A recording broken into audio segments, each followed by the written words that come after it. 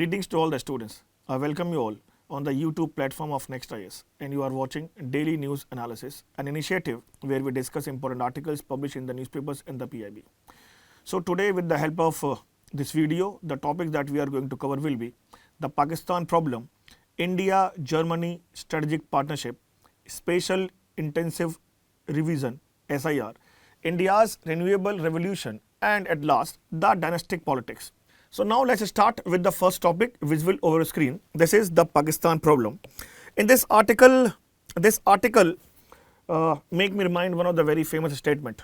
What this exactly Pakistan problem is all about. US Secretary Hillary Clinton for the couple of years back said that you cannot have a snake in your backyard and expect them only to bite your neighbors. This statement was in a context of having relationship with a country like Pakistan. But after the India's recent engagement over a couple of, or I would say over the recent decade, especially after the Operation Sindoor, one of the very famous international affairs analyst, Christopher Lidgard, has said that India has changed the rules of the games in this regard. In this regard means other countries' engagement with the Pakistan. Still, in this article, Kanti Bajpayee is asking India to have 5 major dimensions in its own domain while having an engagement with the Pakistan. So what all those engagement are, right? How India needs to look other things. In this, all of those things will be understanding with the help of this topic video. But one point that we need to understand is that Pakistan at this moment at the global arena remains a paradox for not only for India but for the world. How the paradox? In two contexts. The first context is that Pakistan is a state with internal, or I would say, fragility. On the second hand, the word paradox even symbolizes that it has enduring external significance. Now these two strategic words, and we'll try to understand the entire this topic in this two words concept. So the first is the location, the enduring external significance of the Pakistan. We know that Pakistan lies as a convergence of Central Asia, East Asia, West Asia, South Asia. That means it is a country adjoining with the countries like Afghanistan, Iran, China and India. From West Asia side, it has the proximity to the Gulf states including Saudi Arabia. One more thing to be added, that's all because of the convergence. It is giving China an option to link with the Arabian Sea, and the West Asia, giving China a foothold to expand its CPEC initiative. That is why this location is extremely important for the country like China, right? Other part, Pakistan naval base and air base, it provides a distance powers like USA to project force across the worldwide area. Recently during the Operation Sindoor, we have heard this news that some of the key air bases, there was a weapons of the NATO was being restored, right? So the location and the geostrategic importance, especially the instability that has been prevailing in the state like Afghanistan, and America's commitment to end the terrorism globally, right? All those things make sure that the country Pakistan, irrespective of the persistent fragility internally, remains very strategic viewpoint for the other countries to deal with. This is the very, very first thing that you need to understand. The second part is disruptive potential. What is the meaning of this disruptive potential? There is a word that we call that Pakistan has mastered the art of strategic disruption. That means there are certain deep states. What are the deep states? The deep states are nothing but a military intelligence agencies, right? Now they are having this kind of relationship with the terrorism aspect, with the other countries aspect, supporting certain other disruptor and the dangerous groups that might be a disruptive potential to have in other countries, especially linked with India's interest in the Kashmir. right? And in this viewpoint, we need to understand that this is the Pakistan not overly embarrassed by their dark reputation. Indeed, they use their image as an international poison pill to reinforce global concerns over country's possible disruptive role.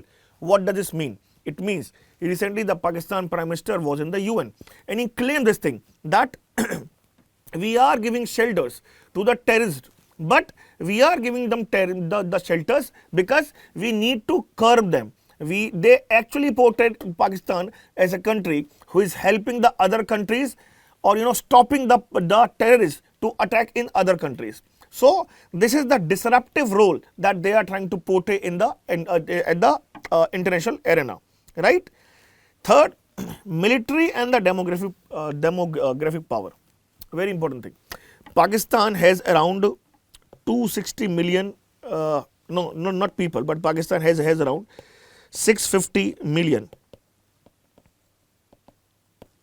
army, including the paramilitary forces and the other things as well, right? At the very same time, Pakistan is the only country at the moment, right? Only, I would say, the Muslim country at the moment which has the nuclear power, right? Plus, Pakistan's own people at the moment has around the population of around 260 million people at this moment. There has been some news that by the end of 2040, Pakistan population will be after the India and China only. And the country by the 2040 will be having a youth bulge population of 60%. Now that 60% population can be a bane for the Pakistan, but if not managed properly, it will be a demographic burden for the particular country. That will have a definitely repercussions across the the neighboring nations, including India, and especially linked with the security aspect for the Kashmir region. India need to have this thing especially, right? Plus, one point that I need to forget, that disruptive potential, we can have this link in the Afghanistan-Pakistan recent skirmishes as well.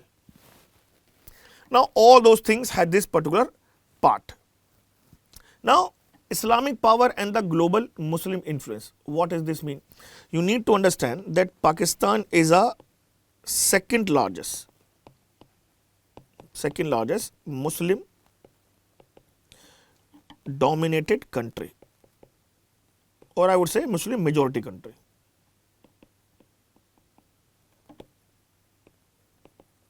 Right? And I just mentioned, it is the only single Muslim country have a nuclear power or nuclear capacity. That gives a weightage to the Pakistan's view in the Sunni bloc, which is led by the Saudi Arabia and China.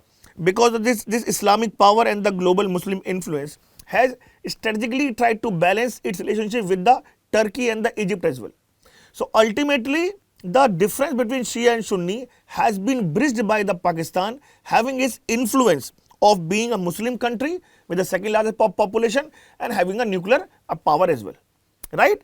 Along with the geostrategic location that we have just discussed.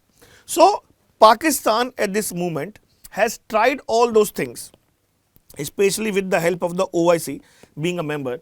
They are now trying to portray the Kashmir issue every single time via using these forums, right? Fifth point is the alliance power. What does mean by the alliance power? If we go historically and try to understand this part, that Pakistan formerly a ally of USA in SEATO. What was the SEATO? It was the South East Asia Organization, right? That was actually a anti-communist, organization. CENTO was nothing but a anti. During the Cold War, we have this, or we can say that anti-military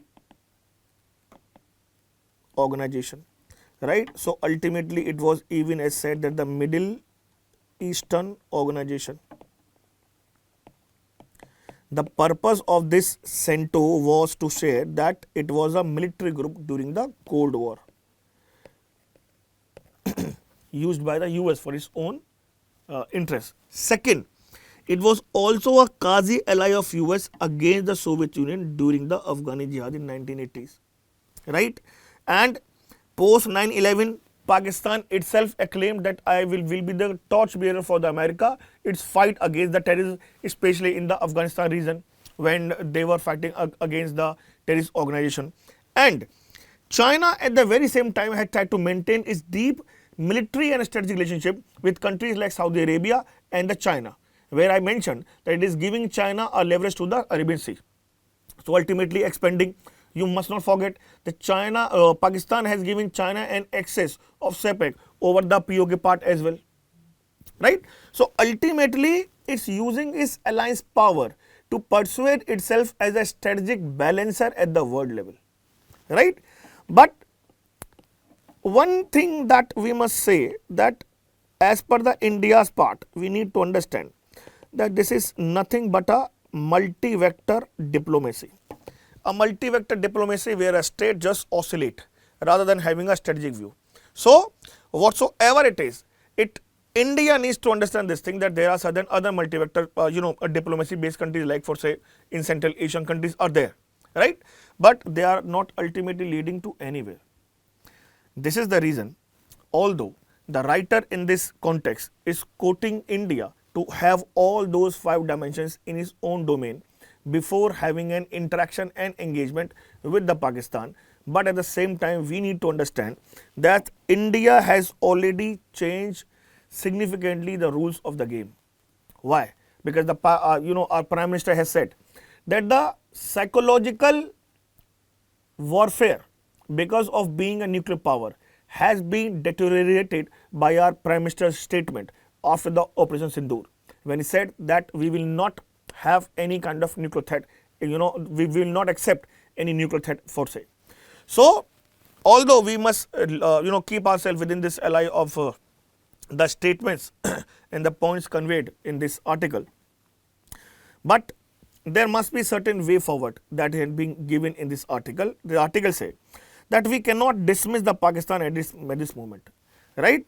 It is disruptive potential ensures remain as a menace problem, not a solved one. But at the same time, India must recognize that Pakistan's relevance in the global and the regional calculus is there. We have witnessed that Pakistan Prime Minister was in USA, right? The Donald Trump itself said that I was the one who have stopped the war between the India and the Pakistan. Pakistan Prime Minister itself has claimed that the US President intervened between India and Pakistan, has asked for the Nobel Peace Prize for him as well. So ultimately, they are using its this strategic power in a very disruptive manner, the oscillation manner in a very different way, which is definitely anti-India. So the writer is saying that you must need to recognize in Pakistan's response in a global and a regional calculus. Second, we need to avoid emotional diplomacy and focus on the long-term containment and the engagement. Third, India needs to leverage certain global alignments. For say, India needs to have with US, Gulf and Central Asia to gradually shrink Pakistan strategic space. I must let you know that India nowadays having a very good relationship with Qatar, UAE, including the Saudi Arabia. The issue is that there are countries like Turkey who are having a joint production facility for the JF-15 fighter crafts with the Pakistan. But at the same time, we need to understand that India has started reinvigorating its strategic partnership with country like Egypt. Right? It's a very important thing. So India is trying to leverage the global alignments with the other countries just to shrink this Pakistan strategic space area as well. Fourth, invest in soft power development in border states and diaspora mobilization to neutralize Pakistan narrative warfare. How this diaspora mobilization? There has been say that Pakistan uses its diaspora just to raise a low voice Kashmir issue in different countries and different areas. But at the same time, India need to use this diaspora mobilization to neutralize the Pakistan narrative of warfare against the India, becoming a disruptive role, sometimes becoming a victim of the terrorism, sometimes trying to say that I am the protector of the world because I am giving a shelter to the terrorism, I am giving a circumvention against the terrorism, or for say things like this. So this article portrays all those things about that what are those areas where we need to look into Pakistan when we are trying to deal with it and how the India should need to look forward to it. There is a practice question visible over your screen. Do practice it. Let us know you need any help, try to reach out to us. Now let's start with the second topic of today's video, which is actually the Union Commerce and Industry Minister Shri Piyush Goyal to visit Germany to strengthen economic and the trade partnership. So we need to understand the relationship between the India and the Germany at this moment, right? But exactly we go that what are all the issues, that trade relationship that we are going to look into. We need to understand that what all those areas because of which both the countries are trying to have relationship, right? So the first thing I would say that there is a changing or I would say shifting global order. Global order. In what manner? We know that especially the post-Ukraine conflict and the Russia and the West decoupling has led to the shifting in the global order at this moment, right? And the very same time, we need to understand that Germany has initiated its Indo-Pacific guidelines 2020, where it recognized the importance of this Indo-Pacific at the global trade in near future, and at the same time it has put India as a strategic important partner in ensuring the navigation, the freedom of navigation, the aid aspect and the openness in the Indo-Pacific particular Orient. And this guidelines even gives India a leverage to counter the Chinese assertiveness. How the Chinese assertiveness? Germany, you need to understand that Germany at the very same time is largely dependent upon the Russian oil import and Chinese import with respect to the manufacturing, right? Now, because of the China's aggression, there has been certain nuances has been created because in Germany's policy with respect to the disruption in the supply chain. But at the very same time, you understand that India is expanding its manufacturing bases, giving the soft power images, giving the skilled people as well to the world as So at the very same time, India is becoming a partner in maintaining and adjusting the global supplying disorder, and that is why at this moment at the international arena, India and the Germany has been said that they are the co-architecture of Chinese +1 in supply chain architecture, right? Third, which is equally important point that you need to understand, that they both are the members of the G4 along with the Brazil and Japan, right? That means both the countries are voicing itself prominently for UNSC reform considering 21st century's aspect as well. And Germany has earlier advocated for India's permanent seat in the UNSC Council as well. So this is even a very part that they both are coming together. Apart from them, in G20, right, in G20 2023 meeting, we need to understand that they both has said, they put the agenda for the sustainable growth and green development. At the very same time, they have voices together in International Solar Alliance, International Green Mobility Initiative, and etc. So ultimately, all those things are making sure that the two countries will come together and will create a Chinese +1 architect for the near future, which will be beneficial for both the countries. For India, it will give India an access to have better bargaining with respect to the EU, and for Germany, it is giving India one of the biggest market, skilled population, and access to different parts as well. One more thing that you need to understand, that Germany has opened its gate for India to have a to have a link with in AI part, grid connectivity, and especially in the energy sector. So India, having its energy hunger aspect, can have a better link, can have a better understanding with respect to the Germany's relationship.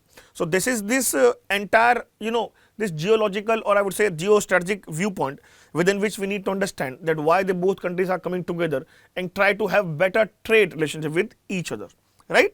But now a little bit aspect, a certain data specific to the trade and the volumes. Trade. In fiscal year 20245, India's bilateral trade with Germany stood at approximately 29.25 billion, and import from Germany was this. So that means there was a deficit. Deficit, I would say trade deficit, with a trade deficit against the India, right? Plus official source indicates trade of around 26 billion, right? It means that Germany remains India's largest trading partner in Europe and among India's top global partners, right? Second, India runs a trade deficit with Germany, which is around 8.03 billion, with which point we have just discussed.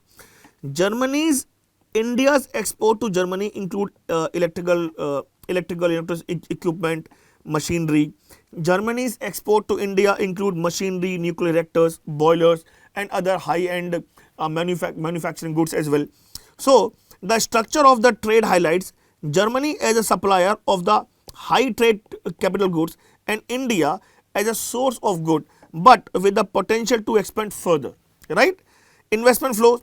Germany is a significant flower of FDI into India, though volumes are lower compared to other major investors. For example, a cumulative German FDI into India between April 2000 to March 2025 was around US dollars 15.63 billion, which is definitely very lower compared to the the FDI coming from different states like Netherlands, like Brazil, like Malaysia, Indonesia, Singapore, and USA, of course, right? So Indian companies can have also expanded in Germany. At this moment, more than 213 Indian companies operate in Germany in trading, manufacturing, R&D, banking, telemedicine, etc. and etc. Right? One of the very recent key development was that German firms are increasingly looking at India for destination of a new investment. There has been a survey which shows that around 60% of the German companies intend to increase investment in India in the fiscal year for 2024-2025. So that means the trade and the strategic partnership between the two nations will definitely have a near future, right? But apart from all those things, there are certain key challenges that we need to discuss. So the first and the foremost challenge with the respect of India's interest is the trade deficit, right? The trade deficit of around this 8.03 billion. So India need to leverage it, right? So a better negotiation should take place, first thing. Second, tariffs and non-tariff barrier. German and EU firms and Indian exporters face regulatory standardization and labor green compliant issues. These features must be into the FTA negotiations. Third, investment scale. As I mentioned that Germany's investment into the India is quite lower compared to the investment from the other countries. So the German company needs to enhance it, so, right? Fourth, supply chain and the geopolitical risk. How? Although both the countries are trying to become co-architects of China plus initiative, but at the very same time, there are certain geopolitical issues that are taking place. Trade tensions, they are taking place. There are certain nuances and the different policies being changed in the World Trade Organization aspect as well. So they may definitely hamper a deeper cooperation between the two nations, and that is why a better negotiation and the deep talk should take place. Plus technology and the intellectual property. Cooperation in the cutting edge technology bring IP and localization challenges both sides must manage. Why? Because Germany in itself portraying or try to convey that I may be a bridge to fill the gap of AI expertise in India in near future. But at the very same time, again the patent issue will be there, so we need to manage that part. Plus state to state coordination. Much of the German investment is at a state level. Aligning Indian state policies with German investor expectation remains a work in progress. That means a better state and central relationship with India, then afterwards along with the relationship with Germany will work, right? So these are the key challenges that we need to look into, and this is again a practice question visible over your screen. Do practices and let us know the answer in the comment box. Now let's start with today's third topic, visible over screen. This is ECI's 2 days conference of CEOs on nationwide SIR preparedness begins. Now the point is that there has been so much of demand with the side of the, for say the Maharashtra CM had asked that there must be a SIR to take place in Maharashtra. In Delhi, it's been taking place. In Maharashtra, there were certain startling facts that came to the limelight. Then afterwards, there has been a nationwide demand for the SIR.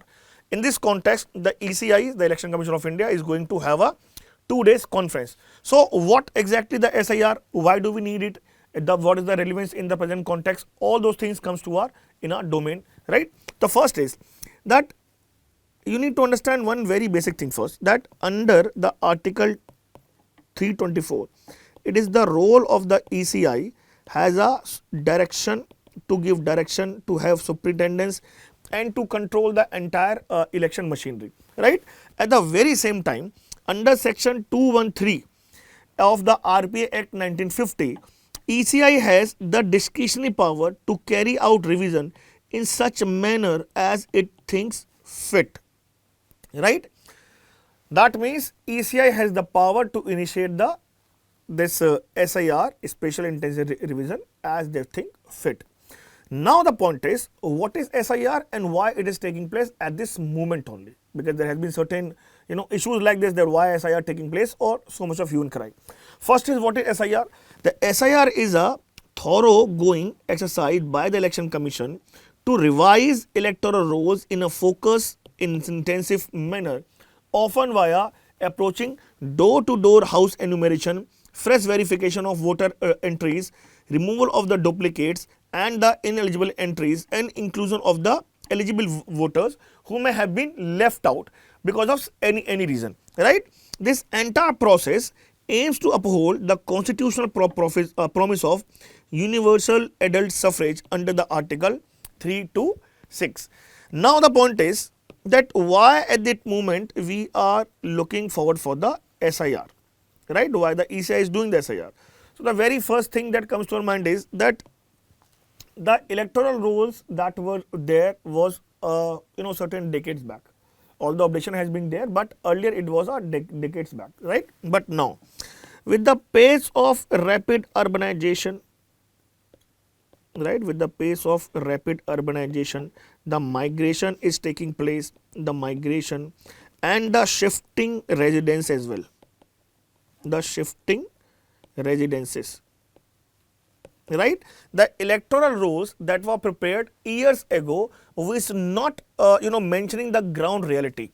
So for that reason, we definitely have to this this SIR initiative to take place. The second is that because the elections are being held as a very large scale, right? So there are certain issues with respect to the fraud of the elections, the issues of the transparency as well, right? And so we may say that to avoid the disputes, the allegation of fraud, disentanglements, etc., we need to have SIR at this moment. At the very same time, because at the time the ECI and the Government of India, by different approaches, the entire machinery of the government is building an awareness to the people. So once you are going with this drive to create an awareness among the people should have trust upon the initiative. So to rebuild the trust, again a door-to-door approach is being taking place, that yes, we are trying to make this process as easy and as futuristic for you. So be a part of it. So developing the trust among the people and trying to have a better voter turnout, this process is being carried out at this moment thoroughly at the nationwide, right? This is the entire part. Now the point is, what is the significance of this special intensive revision? First is accuracy and the integrity of the electoral rolls. How? We know that during the 2024 Bihar SIR, because migration, certain people used to go to different areas, internal migration been taking place for say people belonging to particular state, having a different voter ID, living in different area, right? And they are not able to move up to their particular area for the vote or for the different parts. So the point is that because of migration, that duplication, we need the SIR helps cleanse these anomalies. How? During the 2024 Bihar SIR, around 65 lakh eligible voters were removed and 21 lakh new were added. Second, inclusion and the democratic representation. How? It ensure inclusion of the first time voters, migrants and the marginalized section. There was a case of Tripura SIR in 2023 when they saw a 10% rise in the youth enrollment, which was helpful for improvement in the in the participation of the tribal people and the semi-tribal people in the election. Third, addressing migration and the urbanization. With rapid mobility and urban sprawl, SIR updates rose to reflect actual residential patterns. Right? For say in Delhi SIR 2022, it corrected thousands of entries of voters who had shifted address within the NCR, not Delhi but within the NCR, right? Fourth, building electoral credibility. By verifying age, residence, identity, SIR minimizes the bogus voting and enhancing the public trust, which ultimately has a crucial for Lok Sabha and the state election to take place in near future, right? So, all those things are taking place at this moment with the help of this SIR. But there are certain challenges as well to deal with. So, the first and the foremost challenge that comes to the point is that because there is a digital divide, this is the first and the foremost. So, the people who have a digital literacy will have their updation. But what about those people who do not have digital literacy, who do not have access to the internet, they will be left out. So, having those people in the electoral rolls as well is one of the first challenge. Second, documentary burden. Some voters may find it difficult to produce specific documents by birth, residence or for say, right? Especially if they come from the deprived backgrounds or the migratory backgrounds. So, they may again risk the exclusion. Third, timing and the logistic complexity. Conducting house to house enumeration across the large states is logistically massive, which ensures high training at the BLO level.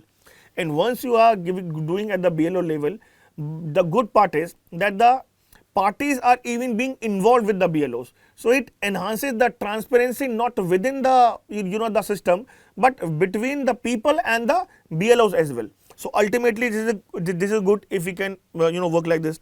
Plus third, awareness and the communication. Many voters may not be aware of their exercise. So, deadlines, methods of checking their status or for say, right? Effective public outreach is essential. That means a proper message should be given to the people that we are enhancing like this, we are doing this SIR. So, we need you to apply if any changes is required, right? Last, safeguarding against the misuse. What does it mean? It means that while removing ineligible entries is necessary, care must be taken to ensure that no eligible persons are wrongly removed or excluded. Why? Because this process is being done manually, right? And that too at a very large scale. So, there might be a possibility that some errors will take place. So, if some errors will take place, there might be a possibility that eligible person will be left out. This is the problem, right? And last, political and administrative neutrality. Since voter lists have been political implications, the process must be seen to be impartial, transparent, avoiding any perceptions of targeting exclusions or foresight, right? Now, again, this is the practice question visible over your screen. Do practice it and let us know the answer in the comment box. Now, let us start with the fourth topic, which is visible over your screen, that India reframes its renewable revolution, the next big leap from speed to system strength to for Viksit Bharat. Now, the point is why this topic is important, the renewable energy. This topic is important because India's renewable capacity surges over fivefold to 197 gigawatt since 2014. Just in a one decade. एक 10 साल के अंदर हम लोगों ने हमारी जो renewable capacity है, we have enlarged it to the fivefold, right? That is why this topic is of great importance. Now, the point is, what are those dimensions in this article that we need to discuss? The first is renewable energy. So, you know that renewable energy is energy from natural resources, that are replenished faster than they are consumed. That means solar energy, wind energy, right? Biomass, solar energy, wind energy, all those things are the part of this renewable energy. At the moment, across the world, the prices of the renewable energy is quite low compared to the non-renewable energy. That is why the world is shifting toward the renewable energy in the near future. Why? Because we all are the energy hunger countries, and to feed the burgeoning population across the world, every single country is trying to make sure that the energy dependency will be limited, which will be greater for their exchequer as well. In this context, India has been continuously sustaining over the past 10 years to enhance its renewable energy capacity. Now, in this capacity, why this aspect of evolution first, right? So, for say 1990s, 2020, the early focus was on wind and small hydropower, right? And that moment we established a Ministry of New and Renewable Energy. Onwards, 2010 to 2015, National Solar Mission was launched. A target of 20 gigawatt solar by 2022 announced under Jawaharlal Nehru National Solar Mission. 2015 से 2020 तक there was an ambitious target of achieving 175 gigawatts of renewables by 2027. And 2021 to present at this moment, there has been certain new targets has been fixed by the government. What are those? There's 500 gigawatt non-fossil capacity by 2030 and net zero by 2007. 2070 means carbon neutral, or I would say zero carbon by 2070. In this perspective as well, because India has signed this thing, so India needs to limit its the fossil or the non-renewable capacity aspect. Now, what is the current status of India's renewable capacity? Very specific linked with your prelims exam as well. State people can understand this thing as well. For say at the moment, total installed renewable capacity is 190 gigawatt, solar 84, wind 46, bio 11 and hydro 50 gigawatt. The share of the renewables in the power mix is 43% of the total capacity. India ranked third globally in the installed renewable capacity, fourth in the wind power, fifth in the solar energy generation. Some of the movement they may ask, the state pieces may ask and the UPSC may ask a very state specific information as well. Do prepare that as well. Now the cost. The solar tariffs have been fallen over 80% in a decade, which is the lowest globally. And emission intensity reduction, India has already reduced its emission intensity by 33% from 2005 levels, right? Fulfilling its NDC target 11 years ahead of the schedule. So that means India is on the right path. Now the part is the key drivers for India's renewable revolution. First, energy security. There has been a say that by 2035, India will be having the double of the, the second the largest population in the world at the moment. That means the energy hunger capacity of the India will be quite enhanced. So targeting 2035 from this moment is India need to reduce the import dependence, so that it may not even fulfill the energy needs of the people, but can also down the exchequer burden as well. Second, the climate commitment, this Paris Agreement where India has said that there will be a zero carbon and net zero by 2070. Third, economic competitiveness. I mentioned that renewables are now cheaper than coal for the new capacity. So India needs a shift. Employment. Over 5 lakh jobs in renewable energy sector has been given in India only. Technological leap.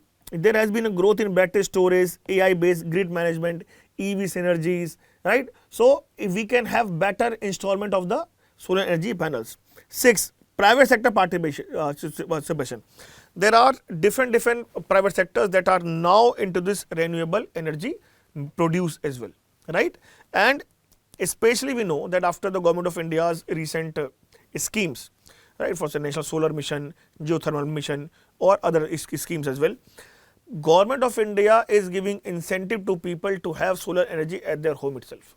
So ultimately they are trying to reach home to home, right? That means the point we have just discussed, that emission intensity reduction India has achieved 11 years before. So there might be a possibility that the target of 2035 to be achieved to feed the hunger of the country will be achieved. The not hunger means energy hunger. So it will be achieved by the India for sure. But the part is, what is the importance of renewable energy to India and what are those challenges? Let's look at it. First is environmental importance. It reduces the air pollution and the GMC emissions, important. Help India mitigate the climate risk for the heat waves. Third, reduce the coal dependency. Why? Because currently India is the largest source of the CO2, right?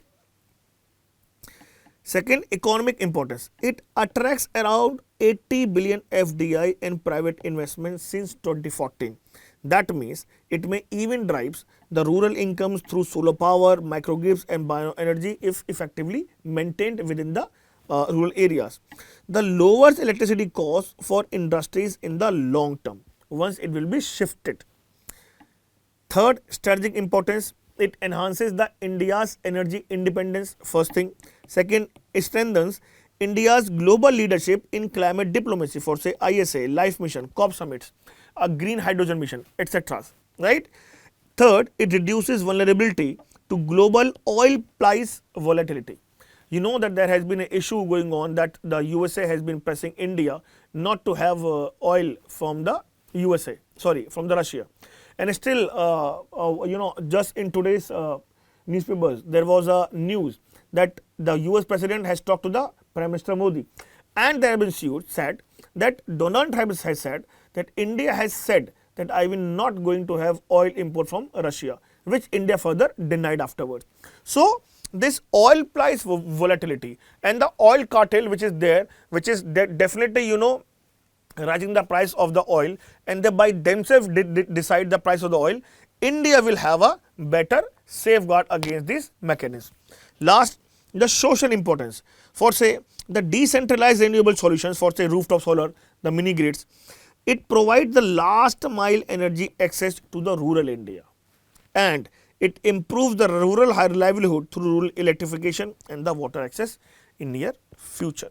But there are certain challenges with respect to the India's renewable transition or revolution. The first is intermittency. What? That solar and wind depend on the weather, and so we need a large scale storage and the smart grids. At this moment, this is costly, not being affordable by the other people. Especially, we know that 70% of the people are still agriculture dependent. So, not specific to the India, not inclusive to India. Second, grid infrastructure. The transmission constraint limit evacuation from the RE rich states for say Rajasthan and the Gujarat. Land acquisition is again very serious problem. Why? Because the large solar park affect the biodiversity and the local livelihood as well.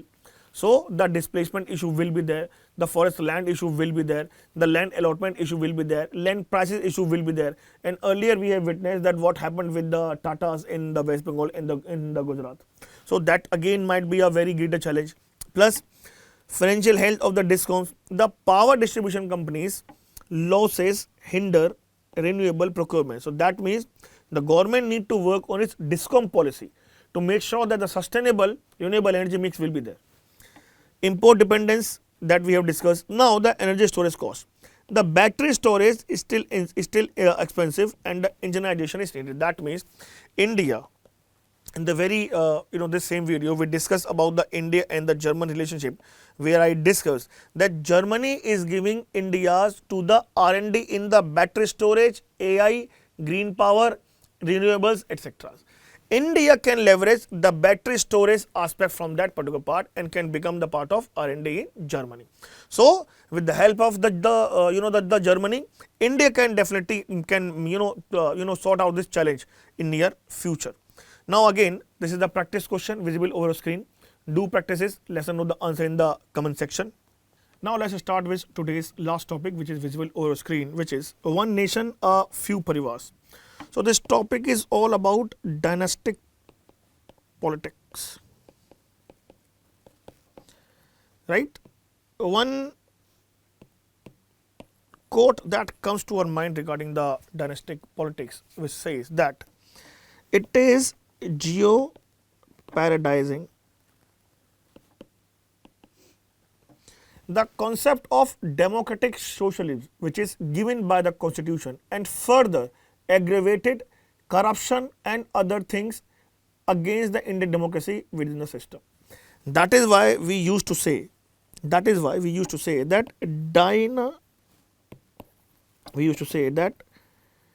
dynasticism is a transitional feature of society where the democracy outpaces the institutional maturity. Now this statement, what does this mean? Why are we talking about these few Parivars? What the data suggests? So there is a very startling data regarding the domestic, this dynastic politics. CDS Lokniti survey recently revealed that around 38% of the MPs in the 17th Lok Sabha has a linked with the dynastic Parivars. MPs under the age of 40, 66% of the MPs or the MLAs across the India has around link with the dynastic politics. That means they have link with the dynasticism. Even further, if we go state-wise, there has been a starting data for say Maharashtra 42%, Karnataka 38 to 39%, Orissa 34%, Punjab 62%, right? Bihar 43%. So there has been certain data which says that this one nation few Parivars theory and the eroder of this democratic socialism in India is definitely crippling the Indian democratic system.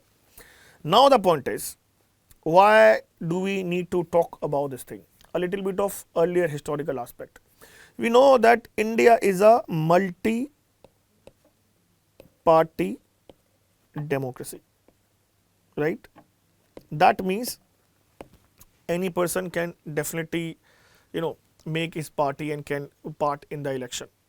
And people will have a large amount of the, not large, but more than 2-3 amount of the political parties to choose with.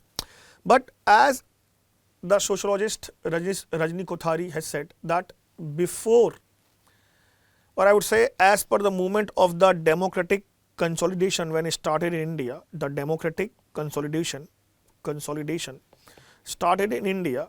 India was having one single party, which Rajni Kothari said has the Congress system.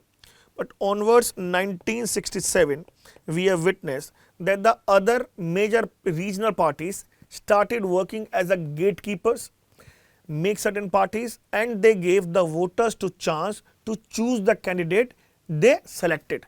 But in the near future, because of various reasons, right, especially in the winnability culture, they tend to give tickets to all those people who ensures the winnability, that means majority are from the dynamic system. Now after this thing, we'll look into this article that what are those issues, why the people are running behind that, right, the political parties, what are the challenges that it has against the Indian democracy, so on. Now first of all, what is dynastic politics? So it is a practice of concentrating political party power within the families where leadership succession becomes hereditary rather than the merit based, right? Now again one may argue that what bad it is if a doctor is trying to have his son to become a doctor. A business person is asking his son or a daughter to become or to to take on his business legacy. An army person is asking his son to join the army to give his foot, to follow his footprints, to give his life to the sovereignty of the nation. What is so hard in it that if political leader will say that I am going to have my son for the political party, one may argue like this. But the point is that India is a very multilingual and a different states with different aspect, aspirations and different cultural based country. So one needs to have that smart enough to shoulder his, to shoulder the burden of the responsibilities of different states, the different voices. That means we must have a person based on merit based rather than hereditary based, right? And if we are going to do this thing ultimately, right, if we are going to do this thing, then that means we are going to start a class based on the birth rather than the characteristics. That is why this topic is so important with respect to the polity paper 2. Now, this is a picture shows that share of the dynastic parties with more than 100 legislatures.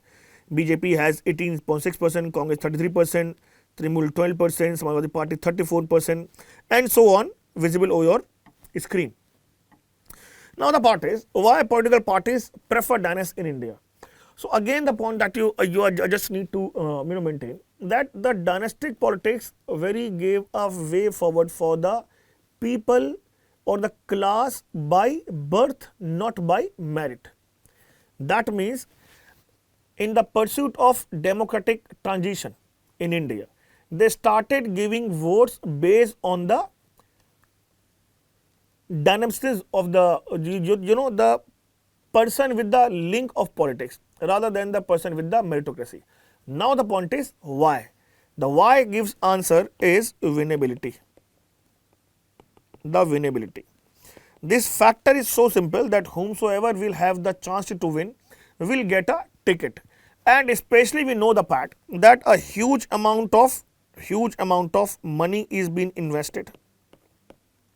Huge amount of money is being invested, right? So any single normal person will not have this amount of money to spend in the election process. That means the winnability, the money aspect plus the respect in the society that they come with,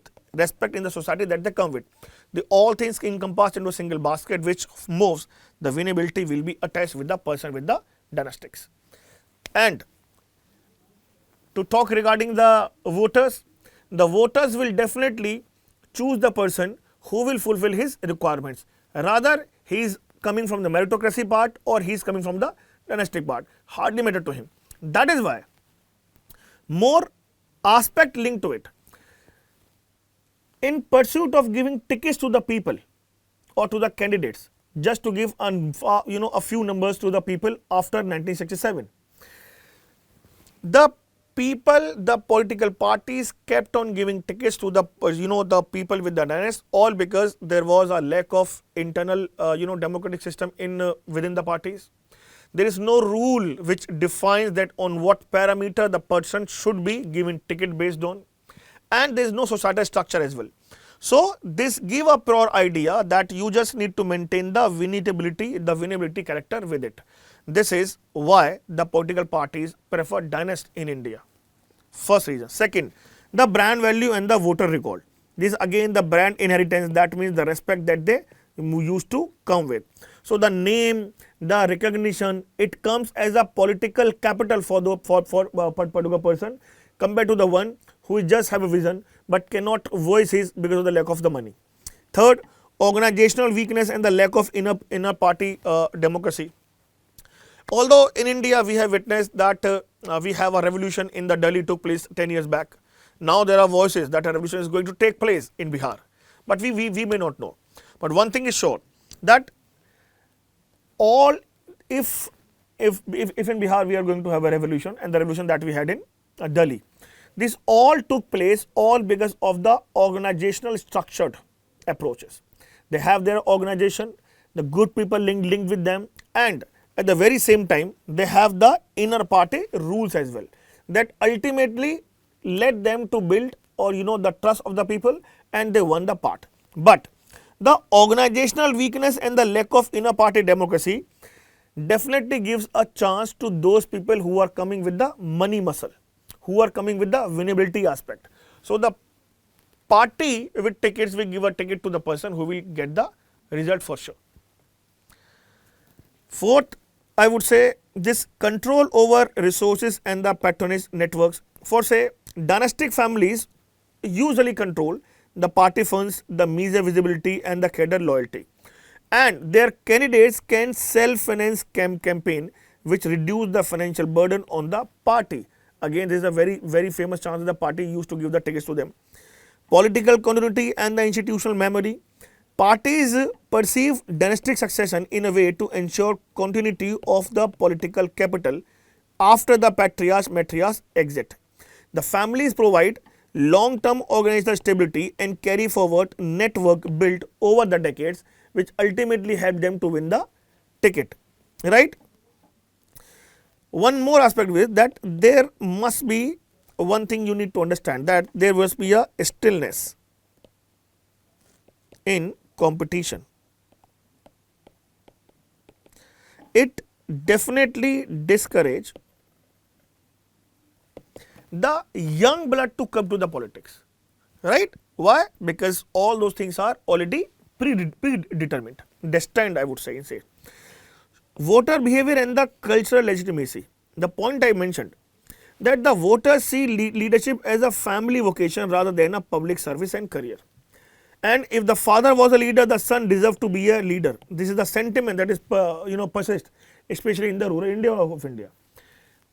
Along with that, the voter will always be linked with the demand that he needs to get fulfilled, rather than thinking that the person who is coming to redeem his demand is coming based on meritocracy or for a person from the dynastic politics. Hardly matter to him, right? So the political parties does not get affected with the person or dynastic politics, so they give the ticket to the dynastic politics.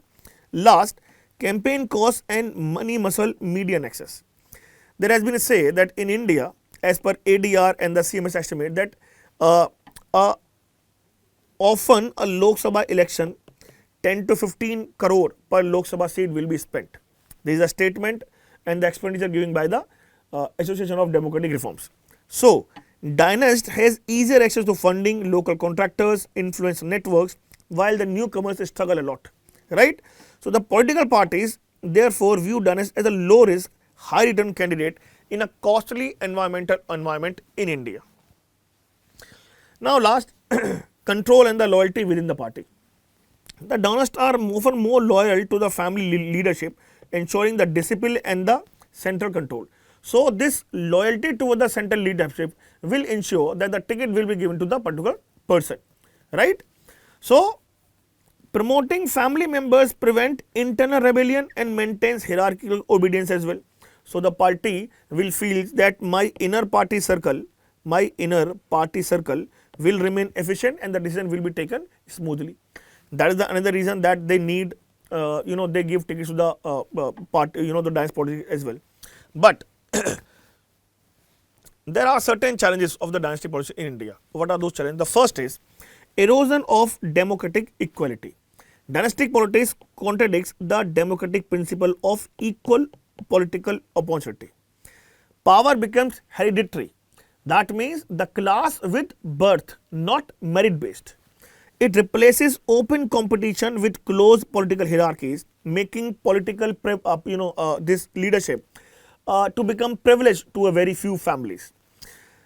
One quote that comes to mind based on this thing, that B.R. Ambedkar ji has already warned that the democracy without social equality becomes a mere top dressing on an undemocratic soil. But this erosion of democratic equality, two things comes to my mind. As per the statement given by Chauhan, right, this is a sociologist, the Rajesh Chauhan, he conveyed two very startling facts with respect to this dynastic politics linked with India. He said that the women and the backward people, all because of the quota system prevalent, they will at least get a chance to become the part of the natural hierarchical based political system. If the quota system would not have been there, the women representation will not be there, tribal representation will not be there, backward community representation will not be there. So, ultimately he said that it gives women a chance not only to become politically active, but to become political leader and to get a rank as well in the political hierarchies, right? Same goes with the backward people as well, socially backward people as well. Second challenge, weak intra-party democracy. Most Indian parties are centralized and family controlled, leaving very little scope for internal dissent and elections. And almost in every single year before the different these elections, we have witnessed this thing that certain people say that my voice was not heard, so I'm leaving the party and joining the other party. So for certain populist measures, this weak intra-party democracy become a gateway for the people to switch the party as well. Why? Again, they by themselves need to win the election, right? So candidates are chosen through personal loyalty rather than performance or the ideology. For say, there are so many things visible over a screen, which gives the certain example. Third, decline of meritocracy and leadership quality. When birthplace replaces the merit, the talented individuals without the family background are sidelined, right? This weakens the pool of capable leadership at both regional and the national level as well. That means the dynastic leaders may lack political experiences, administrative skills, or the independent vision, but they will get the ticket and become the different reach the echelon as well. For example, several young dynasts have entered politics through parachute candidacy, skipping organizational work or the public services. Just because they are the son of a particular leader, they got the ticket, right? And as per the ADR, their representation in the Lok Sabha debates as well is quite low. The point they have raised is not that much of the productive nature as well. So this decline of meritocracy is one of the very major challenge of the dynastic politics. Fourth, patronage and nepotism. Dynasty's control creates patronage networks. That means loyal to the family supersedes loyal to the institution or the nation. So your national service approach will be changed to the party service approach. And that is the reason we have witnessed that over the years in India, the democratic based debate culture within the parliaments has deteriorated. This encourages favoritism in appointments, contradicts and ticket distribution of force, which ultimately led to corruption and cronyism flourishes in the such closed systems as well. Reduce electoral competitiveness. Why? Because the dynasts enjoy name recognition, funding, organizational backing, giving them an unfair advantage against the newcomers. This discourages young first generation aspirants for contesting the elections, right? This political arena becomes non-competitive, eroding the vibrancy of the democracy in India. For say, example, data, around 30 to 35% of MPs in the current Lok Sabha has dynastic backgrounds. Among MPs under 40, near 65%, which shows that the entry barriers for the outsiders is quite limited and close as well. Why? Because the fight is being taking place between the dynastic politics person versus dynastic politics person, right? Last, erosion of accountability and the public trust. The dynastics rely on inherited loyalty rather than performance, which weaken the accountability to the services or to the people as well, right? So the voters become emotionally attached to the family symbols, reduce their security, and when leadership remains within a family, the check and balance collapse, leading to political complacency and disillusionment among the citizens. So this is again further erode the entire political landscape in India. And the last, policy paralysis and the government deficit. There has been few years in India where has been say that the policy paralysis was still there. The Prime Minister itself claimed, one of the ex-Prime Minister, that yes, I accept that we tried to formulate the policies but could not implement it to the large extent. Why? Because of this, dynastic parties tend to prioritize loyalty over expertise, resulting in bureaucratic inefficiency. The relationship between the bureaucracy and the leadership will remain very marginal, right? The policy decisions often serve family survival strategies for say alliance populist schemes rather than the national interest. That means the administrative focus shifts from reform to the reputation management, which ultimately again erode the political landscape in India. Now there are certain reforms that need to take place. The first has to be strengthen the intra-party democracy. So the party must hold periodic, transparent elections to the key leadership posts for the president, secretary, chief, etc. etc. The Election Commission of India should strictly enforce Section 290A of the RPA Act 1951, which maintain internal democracy for party registration. It must be maintained. Non-compliance should invite penalties such as derecognition on the funding withdrawal. Plus, no individual should hold top position beyond the 2 consecutive terms. This should be maintained across the political parties, right? Second, party transparency and the public accountability. Bringing political parties under the RTI, the political parties say that we are not coming under the ambit of the RTI, right? Why? Because afterward they will be accountable that on what basis, on what parameter, on what criteria you gave ticket to the particular person. Why this thing is very important?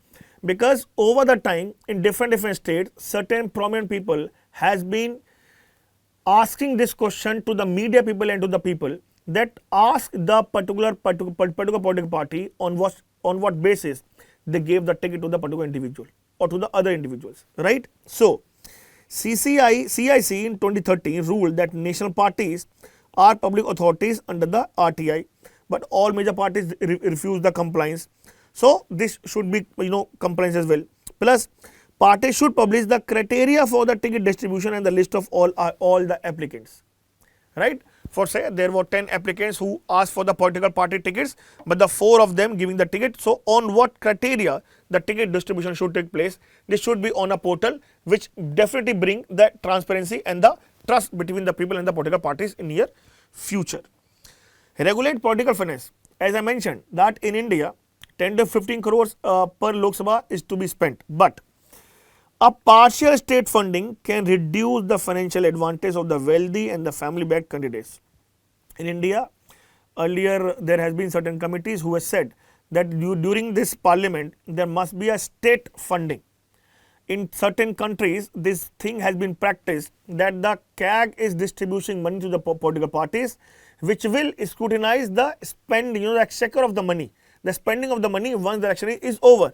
It will definitely reduce the election burden, help maintaining the transparency of the money power. Third, will definitely bring that the money can be effectively utilized for the other things as well, right? So, other things what can be the political parties can do is that they may amend the section 29C of the RPA and restrict the anonymous electoral bonds. The fourth is the reform the electoral process. How? We need to lower the cost of the contesting election. We campaign expenditure more effectively and strictly monitor funding. We can use public broadcasting slots for equal airtime to all the all the candidates. This exactly reduces the dependence on family money or the patronage. And we need to understand this is the very same culture which has been practiced in the USA, that the 2 people who are contesting the election will come on the air and people will ask the question and they are bound to give the answer to the debate culture, right? During the president election as well, this thing is being practiced regularly, so that the public in itself with the view and the vision of the leader will get to know that what on its manner it will lead to the country, right? It will definitely be helpful for the the Indian country as well. Next, strengthen role and the election commission and the law commission. The law commission report 25th in 2015 says that enhancing internal democracy, transparency and financial accountability for the political parties. So, the ECI should be empowered to audit party constitutions and the finances annually, re-recognize the parties that violate internal democracy clause, publish party democracy reports before each general election.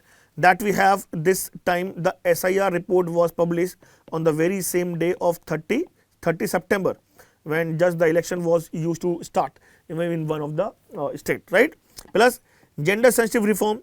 Nearly 47% of the female legislators are coming from the dynastic families, showing that the family's ties are often women's only path to the politics, right? This statement was given by Arjun Chandra, right? So, promote women's political empowerment through training, local level leadership and 33% reservation, so that the women can enter politics on individual merit rather than the family lineage. And at conclusion, we may say that in the words of B.R. Ambedkar, democracy is not a form of government but a mode of associated living. The India's tryst with the dynastic politics is not merely about families, it reflects the unfinished, the democratization of the political culture in India. Right? So, India must evolve from a dynastic democracy to a deliberative democracy where leadership is not inherited but earned because of your work. So, this is all in today's DNA. This is the question visible over your screen. Do write the answer. Any help, reach out to the next guys. We will help you out. I hope that the topic that we discussed in today's daily news analysis, we tried to put the justice and you understood it well. Keep watching daily news analysis. Keep studying at home. Thank you very much.